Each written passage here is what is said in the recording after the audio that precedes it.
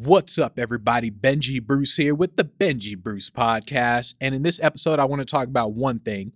How do you study millionaires to become wealthy? Or just how do you study success?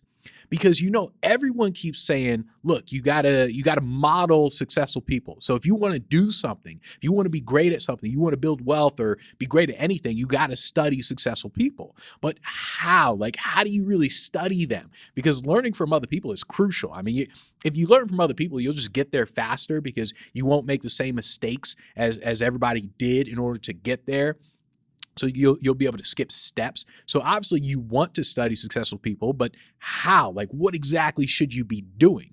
And so first, I want to talk about how not to do it. Okay, so here's what you don't do.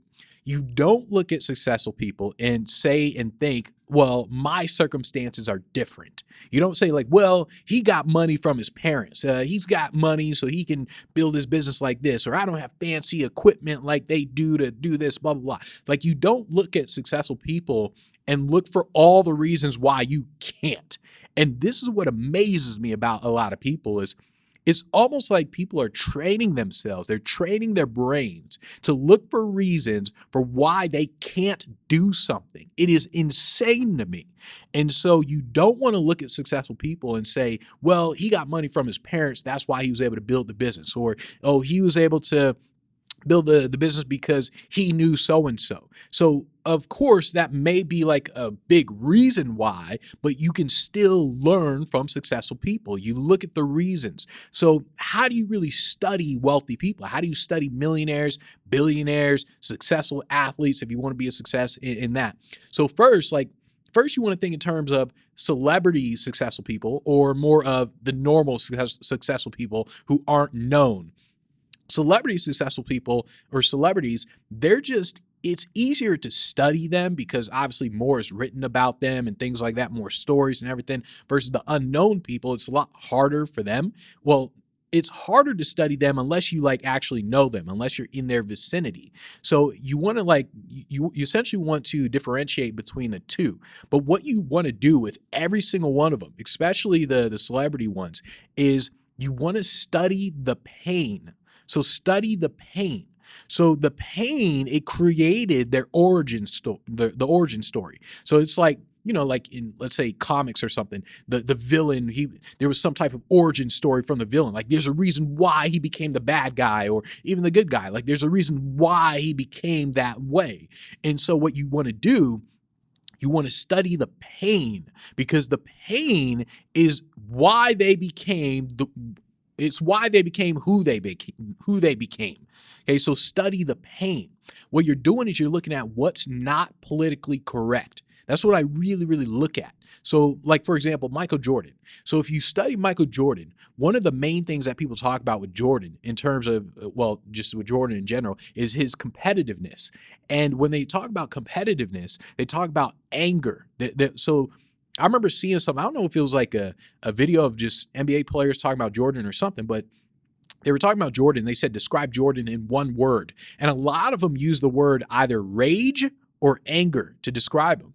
And it's not politically correct. Imagine if Jordan came out and someone said, well, how are you so good? Like, how are you able to be like the greatest of all time? And he says, because I was pissed the hell off. Every time we played in the game, in my head, I was like, you know what? F all of you. Like, he's not going to say that out loud, but everyone who's played with him, they all say, oh, it's that anger, the rage inside of them. And so what you're doing when you study successful people, you look for the pain, you look for things like that, things that aren't politically correct.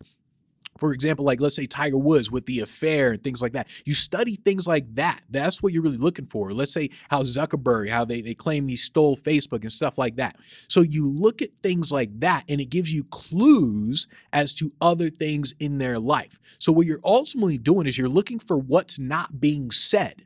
Are there anger issues, depression, bipolar? Like, you're looking for things that aren't really being talked about because when you study success, you'll see that almost all personal development, it's pretty much it's the same. It's kind of like, look, be positive and all sorts of stuff. All personal development talks about one side of the coin. It talks about positivity. That's pretty much all it talks about. What it doesn't talk about is the other side of the coin. It doesn't talk about things like how these people use anger to actually grow, how they just stole a business or something like that. I don't know if he really stole it or whatever, but it's like they don't talk about things like that because people perceive it as being too negative.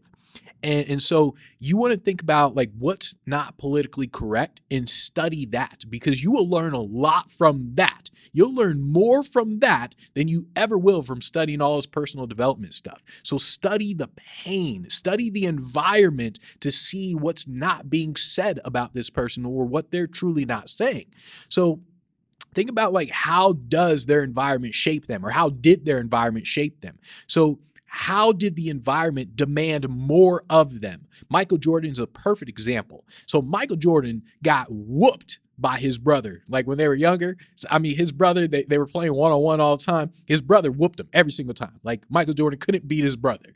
And so Michael Jordan was pissed. That's probably where his anger came from. That's probably where the rage came from. He was pissed off. He's like, you know what? I'm whoop his ass. I'm gonna freaking whoop his ass.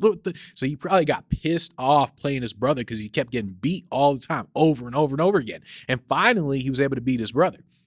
But in fact, actually, he talked about that too. He talked about how his brother basically turned him into Michael Jordan, because he was so competitive that he wanted to truly beat his brother. So he just practiced over and over and over again. And he had all that rage, all that anger. And sure enough, he was eventually able to beat him. But you want to study how the environment demanded more of this person. It's similar to like if you're building a business and you hire people. Well, when you hire people, it forces you to procrastinate less. It forces you to get rid of procrastination, because when you hire people, they now depend on you. So now all of a sudden they depend on you for obviously their paycheck and everything like that, but you have to do certain things. You have to delegate. You have to say, look, I need you to do this. I need you to do that. I need you to do this. You can't just hire someone and be like, all right, let me just chill and do nothing at this point. Like you can't just do that. You got to delegate certain things. So when you hire people, it forces you to a point where it's like, well, I have to wake up at this time so I can delegate this task to this person. I have to do this because if I don't tell them to do this and they don't get this thing done, well, now I'm screwed. So hiring people, it forces you to procrastinate less. Like let's say someone like Elon Musk. I don't know how many people Tesla hires or whatever, and SpaceX or whatever, all the companies that he has. But let's say, I don't even want to give a number, but let's say he has all these employees. Elon Musk can't just be like, you know what? I'm done. Forget it. Because so many people depend on him. It forces him to get to work. So you want to think in terms of how does their environment shape them? Not just currently, but in the past. Like Jordan getting beat by his brother. So it's like, how did the environment shape him? Or someone like Floyd Mayweather, one of the greatest boxers of all time. His environment shaped him because his dad and his uncle, they were professional boxers. So when Mayweather was, I don't know, 10, 11, 12 years old, however young he was, when he was really young, his dad and his uncle were training him on how to box. And they weren't just like regular boxers. They were professional boxers. So they were training him on everything that he should be doing. So his environment shaped him to become one of the greatest of all time when it comes to boxing. So you want to think, how does their environment shape them? Understand that access to information, it's key. If you want to study people, you can't study people without information. And this is why it's easier to study celebrities and all that, because more has been written about them. So everything tells you something. And this is what you really, really want to pay attention to. Everything tells you something. I remember reading this book about Jay-Z. And in the book, it was saying Jay-Z, they were in some basketball competition where Jay-Z was like the head coach or whatever, and they would get all these players. Like he had like LeBron on his team and all these really good NBA players on his team, and then all the other people in the competition had other people on their teams. And so Jay-Z, he got to the very end. It was his team versus somebody else's team. I can't remember. It was another rapper's team, whatever. But it was Jay-Z's team versus the other guy's team. And something happened to where guys like LeBron and all that, they couldn't show up, and Jay-Z's team lost. And so they took second place in this big tournament. And Jay-Z, he never released the documentary. So they were doing this whole documentary on the basketball tournament and everything. And Jay-Z took second place and he never released it. Nobody's even heard of this documentary. And so What does that tell you when you hear a story like that about Jay-Z? It tells you things like Jay-Z wants to be number one. If you listen to his lyrics, he talks about it all the time too. He wants to be number one. You don't want to be number two. There's no reason to be second place. You want to be number one. You want to be the greatest. And so if he releases a documentary showing that he was number two, it goes against everything that he believes in terms of being number one. So when you listen to a story like that, you need to take out these little things like that in terms of, hey, he's insanely competitive. He wants to be number one. The guy, forget number two, forget the silver medal. He wants the gold medal. If it's not the gold, then who cares? So that's what he did. And that's what you want to do. Everything tells you something. Even little things like billionaires. Why don't billionaires write biographies about themselves? Or they don't even like other people writing biographies on them. Almost all billionaires, I mean, Elon Musk, Carl Icahn, all these guys, they almost all of them pretty much threaten to sue the person who's going to write the biography about him. Or if they don't threaten to sue, they basically say like, no, I'm not going to be involved, and none of the people who know me are going to be involved. I'm going to tell every single one of them to not talk to you. And so it's kind of like, why? Like, why wouldn't billionaires want to like pass on their knowledge and things like that? And so it's because little things like they want the privacy, things like that. Or what I'm predicting is probably because they've done things that other people would consider unethical, and they don't want to be chastised on how they came to be where they are. So it's like they're kind of saying, no, don't look into my past, or even little things like let's say they got bullied when they were younger. They just don't want to talk about things like that. So it's kind of like, why are billionaires so private? And even things to where it's like, well, they're private because maybe they don't want their kids getting kidnapped or whatever. And so stuff like that, to where you want to look into things. Everything tells you something. Someone like Peter Thiel. Peter Thiel took down this website called Gawker, where Gawker, I think they were worth like 50 million at the time or whatever. And the basics is that Gawker is like one of those shady websites to where it just posts random things. They just post rumors and stuff like that. And so what they did is they ousted Peter Thiel as being gay. Peter Thiel, by the way, he's one of the guys who built PayPal along with Elon Musk, and now he's like one of the top-notch investors. But they ousted him as gay, and he didn't like that. And so he waited for like over a decade. It was like over a decade before he was able to find the right lawsuit to take down Gawker. And he found it, took them down, literally shut down their whole business. And so when people hear things like that, let's say in a story, they think, oh, well, that's kind of messed up. And they chastise these billionaires. And so these billionaires are like, you know what? I don't want a biography written on me, because I know you're going to tell stories like that. People aren't going to really see it in the right light. And then all of a sudden, now people are going to chastise me. There's no reason to have all this attention on me. So things like that, to where you want to understand that everything tells you something. It's like billionaires, they don't want to reveal their hand. Nobody wants to reveal their hand. So you want to read between the lines of everything that you're paying attention to if you're studying success. So look at what other people have written on them, and also little things like you want to read concept books. So concept books to where you draw your own conclusions from those books. So let's say you're studying dictators. Well, you start reading books about dictators, and you kind of look in terms of like, well, how are dictators doing what they do? Like, how do they actually take a democracy and turn it into a dictatorship? Like, what the heck is happening here? So you're studying people who studied them a lot closer than you.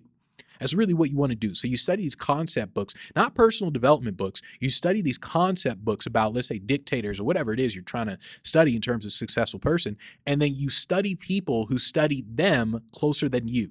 Because someone who studied a dictator, I'm sure they've done a lot more research than you would do, that you're willing to put your time into. So just buy their books, look at their books and read that. And then you can start doing your own research on people. So study historic people, because more is written about them. So if you're looking at the people nowadays, let's say Elon Musk or Bill Gates or whatever, there's not a lot that's really being written about them. And even then, when stuff is being written about them, you're not sure if it's really all that true or not. Whereas the historians, they do some serious freaking research. So you want to study historic people, because more is written about them. There's more information on them. And then what you're doing is you want to come to your own conclusions. But when you come to your own conclusions, you need to understand that you can, and you probably are wrong. So you're probably wrong about your own conclusions. And the reason is because there's confirmation bias. So when you're looking at successful people, you're trying to study successful people, and you all of a sudden see patterns. Now, once you've decided that you see a pattern, you will now see that pattern no matter what. If you see a pattern of successful people are insanely competitive, now in every single successful person, you're going to see competitiveness. That's what's going to happen. That's the confirmation bias. Or understand that you're projecting. So you're projecting. So like with the billionaires, where I said billionaires, they just want their privacy. They probably done a lot of unethical things or whatever. Like that's just in my head. That's just what I think. I'm just like, well, in my head, this is the reason why they're so damn private. And so, but I don't know for sure. I don't know if that's really why they're private. So understand that you're projecting. So you want to come to your own conclusions, but you want to know that you can be wrong. So you study everyone. Study all of them and just know that you can be wrong, because being open to being wrong, that's how you learn something new. So that's why you want to be okay with being wrong. So if you're going to study successful people, you want to, if you can, obviously you want to talk to people that are close to them. So this is what I mean with the celebrity success versus like the unknown successful people. With the unknown successful people, those are the ones where you can talk to people who are close to them. You can study what they're doing and things like that. So it's very different in terms of how you're going to study them versus the celebrities. So if you can, you obviously want to talk to people who are close to them, and you want to like listen to multiple perspectives. So when you're studying success, whether it's the celebrities or unknowns, you want to look at multiple perspectives, multiple stories. It's like that whole thing where it says there's like three sides to a story. There's your side, their side, and the truth. So that's what you want to think about when you are listening to people. You're listening to someone talk about successful people, and they say, oh, well, here's what they think, here's what they do, blah, blah, blah. So you listen to it, say, okay, cool. And then you listen to another perspective. Okay, cool. You listen to another perspective. Okay, cool. And you're getting all these perspectives and you're mashing them up into one to where you're now going to start thinking for yourself about everything that's going on with this person. So you're looking for patterns in these stories, but understand there's your side, their side, and the truth. So if you can talk to them, so if these are people that you can talk to, then don't believe everything that they say. Because remember that history is written by the victors. So when someone is telling you their story, you don't know what they're embellishing. You don't know what they're leaving out. You don't know. Like, you simply don't know. And I understood this from me performing as an entertainer, like doing these mentalism shows. A lot of times people aren't deceiving you purposefully. They're deceiving you because when they retell the story, they're really retelling it in a way that they want you in the world to perceive them in a certain way. And so they retell that story in a way that makes that perception of them better. And so like if they want to make people believe that they were more ambitious and like really hardworking, they're going to obviously say that in a story. Even if in reality they didn't really work all that hard or something, they'll say in a story, oh man, just nonstop all day. It's like I woke up at 4 a.m. and I didn't go to sleep until midnight, man. That's all I did. And there's no way of you confirming this. There's no way you can actually confirm that. So you don't want to believe everything that someone says. You just want to think in terms like, well, what are they trying to communicate here? They're obviously trying to communicate that they were insanely ambitious. And so you look at that and you say, okay, here's the perception that they have of themselves. They truly believe that they are insanely ambitious. And so that's how you want to see it. So don't believe everything that they say. You just want to listen to them and just kind of say, okay, cool. Because, you don't know if they're leaving out details, they're rewriting history. You simply don't know. And also understand that it's like interviews with different questions. You want to pay attention to interviews with different questions. So when I look at someone like Elon Musk, whatever, and I'm like listening to an interview, I only listen to interviews where they ask them very different questions. So if they ask basic questions like, well, what's main advice that you give to entrepreneurs? If they ask a basic question like that, then I think, well, he's not going to give anything that's new. Like he's simply not. He's going to get into his own mode, this own mode that everyone has when they're being asked the same questions. He's going to go into that mode, and then he's not going to really reveal anything.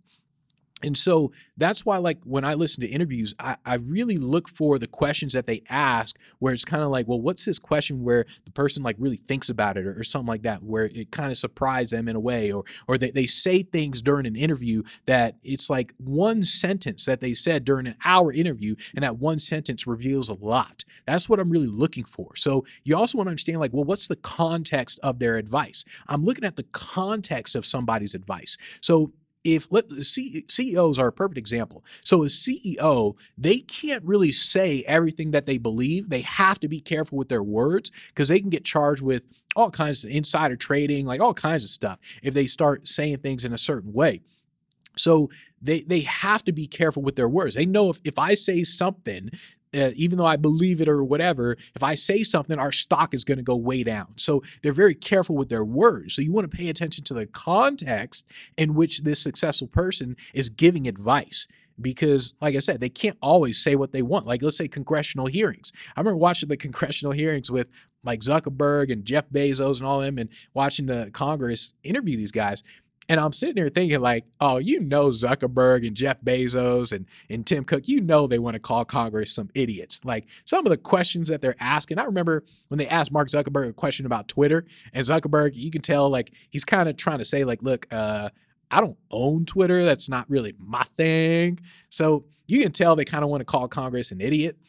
But they're not going to say that. They can't say what they want to say. So you have to like understand the context of a thing when they're talking. And something like congressional hearings, I mean, it's very obvious, but even the context of just like a regular interview is kind of like, well, how's this context limiting what they can say? If you take someone like Zuckerberg or Elon Musk or Bill Gates or whatever, you put them behind closed doors where they know they're not getting recorded or whatever. Oh, now it's just, they'll say a lot.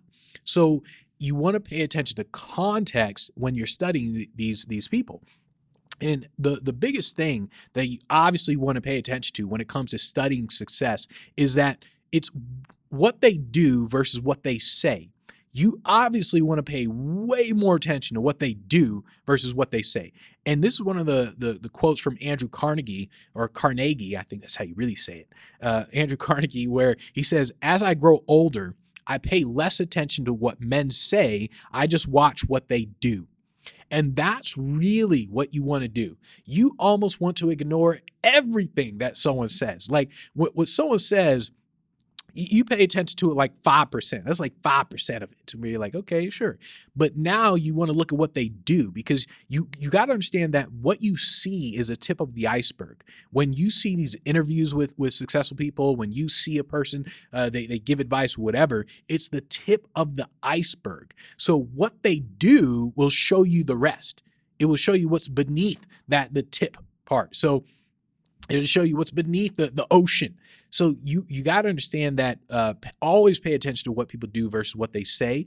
Of course, you can combine the two, but what they do is obviously, it should hold way more weight. And that's where you're looking at what they do. And that's when you start to jump to other conclusions. That's when you're kind of thinking for yourself. That's when you get these concept books that you've read, let's say about dictators. You've read these books and you understand, okay, here's how dictators do this, and here's everything that they do. Now you start to like see the real picture, the big picture. And actually, dictators are a perfect example of this. If you study any dictator or any politician, really, they always say one thing and do another. That's literally what they do. That's probably like a job description. In fact, it wouldn't surprise me if the job description said to be a politician, you have to say one thing and do another. That's basically a job description of politicians. And so if you want to study success, the best way to do it is as if you were to study politicians. You simply look at what they're saying, like you say, okay, here's what they're saying, but you mostly pay attention to what they do. You combine the two together, and then you say, okay, do they match up? Do they not? If they don't match up, well, clearly I got to pay close attention to this person because their words are very deceptive. It's very deceiving. And so little things like that, that's how you study successful people. And so understand that even when you study success, studying millionaires or successful athletes or whatever, it's all in the execution. So no matter how close you study, you can duplicate the success to an extent, but understand that no matter what it is, you won't be able to do exactly what they did because you're in a different situation than they are and they were. So it's like, let's say you want to be Zack Snyder, this great director. You want to create some films, and you're studying him, and let's say you're just starting, like you don't even know what a DSLR camera is. So you're just starting, but you want to create these really great films. Well, you can duplicate as close as possible to what Zack Snyder can do. So you just look at what he's doing, you duplicate as close as possible. But obviously, you're not going to make something like Zack Snyder. You're not going to make this amazing movie, this cinematic movie. You simply just do your best. You study successful people, you do your best. So you simply look at what they do. That way you can ignore all these traps and all these failures and stuff. You can just skip steps. You study them, do as good as you possibly can. You take ideas, you study those ideas, take the ideas, and then you implement them in your life, because it's all about execution. It's like the alter ego. Let's say alter ego, Black Mamba, the black cat. Those were Kobe's and Jordan's alter ego. So the Black Mamba, that's Kobe's alter ego. And actually, I didn't know this Black Mamba is like this snake, and it's this snake. It's insane. Like, it's really fast, so you can't outrun the snake. So it's really fast. And when it bites you, it doesn't just bite you once. It just keeps biting you. It's like, it just keeps biting you. So you're definitely going to die. And it's really insanely venomous. And so Kobe saw himself as the Black Mamba. Jordan saw himself as the black cat, because he would pounce on you. Like, he's over there, he's like looking, and at the right time, boom, he pounces. And so these guys, they have these alter egos. And I study successful people. I notice a lot of them have alter egos. And I created my alter ego. I'm like, shoot, I'm going to create my own damn alter ego. So what you do is you study successful people, and you understand that it's all about the execution of it. So you look at little things, the competitiveness, alter egos, things like that. You look at those things, and now you start to execute it in your life, understanding that, hey, you may not be able to execute it exactly the way they do, but you want to get as close to it as possible. And you just keep doing it over and over and over again. You simply got to create your own path. No matter what it is you're doing, you create your own path, because you're standing on the shoulder of giants. You're not trying to duplicate the giants. You're trying to stand on the shoulders of giants. You're trying to say, okay, here's what they do. Let me see if I can go above and beyond what they're doing. I'm going to learn from what they do so I can simply get there faster. Then I'm going to start making my own stuff up once I'm close enough. Once I master certain skills, I'm going to get there faster. So that's really how you want to study millionaires, study success. That's ultimately how you just want to study successful people in general. So thanks everybody for listening to the Benji Bruce podcast, and I will talk to you guys soon.